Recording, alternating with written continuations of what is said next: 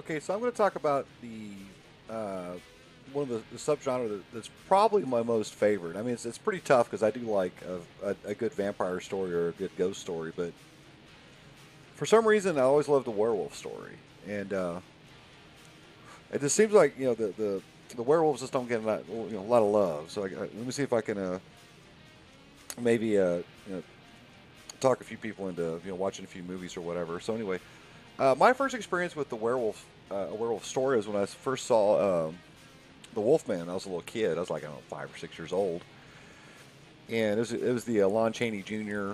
Made back in I believe it was the late 30s, maybe early 40s, and then a little bit after that, I saw American Werewolf in London, which was a relatively. I mean, it'd been out for a while when I sat down and watched it for the first time, and I remember seeing that robotic werewolf like crawling around the streets of London, snapping at people and tearing people up and stuff like that. And I just thought it was just the most insane thing I ever seen. And so that movie's always kind of stuck with me. And I began to kind of look really closely at kind of the history of the genre. Now, sadly, werewolves are not as well represented as vampires or as ghosts or even the creature that cannot be named. More like your Frankenstein type beast or whatever. And I think a lot of it has to do with the fact that the whole concept is a little too literal. I mean, when you're changing a man or a human into another creature, that's a little hard to believe. It's kind of hard to stomach, right? That's the first thing. Second thing is that up until recently, the special effects has always been very hard to do. It's been very expensive and very costly, and it's hard to be convincing. And so, I mean, I think those two things have always been kind of a problem with the werewolf story as a whole. Now, I think in recent years they've come a long way. However, it seems like the good old fashioned werewolf story has kind of been corrupted by more of like the modern day kind of action movie or the teeny bopper romance. Like when I say action movie, I mean like something like Underworld, right? And then when I mean teeny bopper romance, I mean like Twilight, right? So hopefully somebody will come back with a new re-envisioning of the story and kind of revive it or whatever, because I'd like to see one. So, but anyways, let's get into the history. Werewolves, like vampires, have been a part of folklore for a long time. And now, the big difference between the werewolf and the vampire and the creature that cannot be named is the fact that there is no definitive novel. There is no definitive story, right?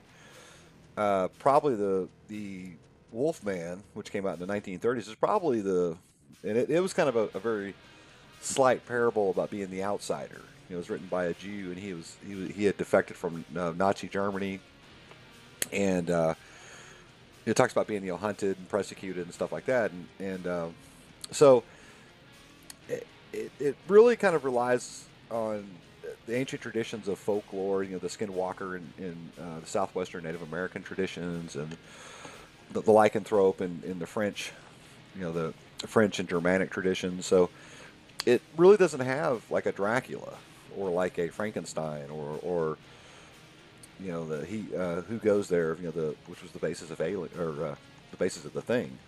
It doesn't really have those kinds of things. It kind of has to operate within the world of cinema, right? Now, like I said, the first representation was the Wolfman, which came out in the 1930s, and every once in a while you'd see another one, but it's pretty rare because, like I said, the special effects were so hard to do.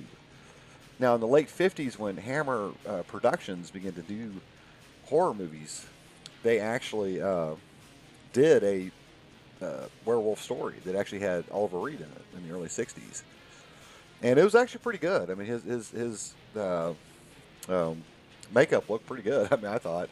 And of course, you had I Was a Teenage Werewolf, which had Michael Landon. It was long before he did Little House on the Prairie and all that stuff, where he became Mr. All American or whatever. But for the most part, it was kind of few and far between. And typically, it was like you see a transformation scene, then you see some like trained dog running around or something like that. It wasn't very convincing. And it wasn't until 1980 when American Werewolf in London came out that the idea of doing a special effects style werewolf really kind of came into the conscious, and it was done very uh, very skillfully by Rick Baker, right? And then shortly after that, Rob Bottin, who also did The Thing, worked on a movie called The Howling, which also had some really awesome special effects for the time. And of course, those are practical effects. Those are all mechanics and like actual fursuits and things like that. And now, both movies, I think, exhibit some of the best. And the trick to both those movies is they're horror movies at their core, but they're kind of funny. They're kind of parodies, right? They're kind of doing a goof on the whole thing. And The Howling has some really funny little bits in it, and so does American Werewolf in London. There's a lot of dry humor that's kind of sprinkled about, and it kind of breaks up the tension a little bit, to the crescendos, to the ending onslaughts of the beast, roaming around, killing things, and what have you. But the movie after that, they kind of fell out of favor, and vampires kind of became the cool thing, right? And because, like I said, vampires, all you need is like a pair of fangs, right? That's all. I mean, that's all you need. I mean, so it was still. I mean, the special effects really hadn't come along, and now when special effects did start catching up to it, when CGI got a lot better and stuff like that, then you start seeing things like Underworld and Twilight and Harry Potter and all these different stories had werewolf characters in them. And now, sadly, most of them don't quite pack the wallop, because it's still kind of hard for people to believe that somebody can transform from one thing to another, right? And it's still, biologically that's an impossibility. So it would take a very clever writer or director to kind of figure out a way around all that. So, but anyway, let's talk about a few movies. So, like I said, American Werewolf in London and The Howling are probably the two biggies. But you also have Curse of the Werewolf, which that's one I mentioned, the Hammer horror movie that had Oliver Reed in it. Now stay away from the Howling sequels; they're kind of horrible. And don't watch American Werewolf in Paris; it's kind of dumb too. It's not very good. That's what they relied too heavily on CGI and it hadn't quite come along yet. Now another movie which came out, which is based on it, and it's kind of a revisionist version of it, which I think is really good, comes from Whitley Strieber. And the movie's called Wolfen. And Wolfen kind of goes at it from a different angle than most other werewolf movies. It has Albert Finney and I can't think of what the guy's name is. He was a dancer. Gregory Hines. Has Gregory Hines. Those two. I mean, it's a really interesting kind of murder mystery that involves werewolves, but it comes at it from a totally different angle. And it's a pretty. If you haven't seen it, I recommend watching it. I wouldn't talk about it. I don't want to give it away too much. And then The Company of Wolves, which Neil Jordan did, was kind of a revisionist, with a bunch of little vignettes involving werewolves and stuff like that. And it kind of takes more kind of the folk accounts of it, and it's kind of a very thinly guised view of it's a very thinly guised view of sexuality and puberty and things of that nature.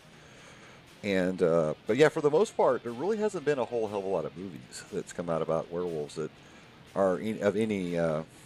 Some people like the movie Bad Moon. I wasn't really a big fan of it, but a lot of people like it. It had Michael Pare, came out in like the 90s. And but like I said, there's a lot of other movies that are like Harry Potter's got some kind of cool werewolf stuff going on, and obviously Twilight. If you're a fan of I'm not really a fan of those series, but somebody apparently is because they sold a crap ton of books and movies. So, but yeah, if you're really interested, I would, like I said, I'd go with American Werewolf in London and The Howling, and Wolfen is another good one. The Company of Wolves and Curse of the Werewolf. All those are pretty good. And so yeah, it's unfortunately I wish I could talk more about it, but I mean it's like there's really not much to say. There's really not as many movies as vampires and other stories. But anyway, hopefully this little discussion will inspire somebody to go out and watch some movies, and I shall talk to you later.